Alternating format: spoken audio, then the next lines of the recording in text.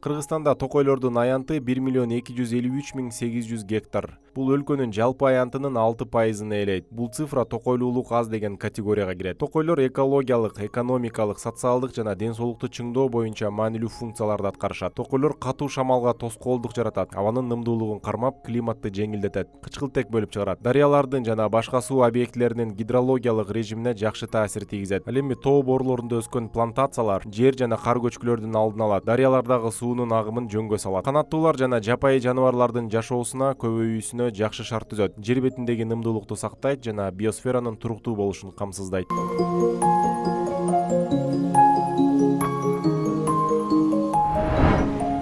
Кыргызстанда токойлор эң көп эмнеден жабыркайт? Токой зыянкечтеринен жана илдеттеринен. Токойлорду жайыт катары пайдалануунун натыйжасында жаңы отурузулган көчөттөр жабыркап өсө албай калууда.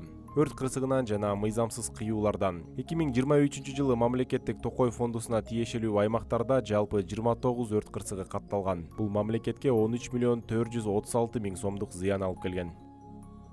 Кыргызстанда токойлордун дээрлик 90% деңиз деңгээлинен 800 метрден 3600 метрге чейинки бийиктикте жайгашкан. Өлкөдө токойлор 4 зонага бөлүнөт: Карагай, Арча, Жаңгак мөмөлүү жана өзөндөрдө өскөн токойлор. Кыргызстанда 1993-жылдан 2021-жылга чейин токойлордун аянты 492.400 гектарга көбөйгөн. Бакберди Баязбеков, Асель Романкул кызы, Марал радиосу.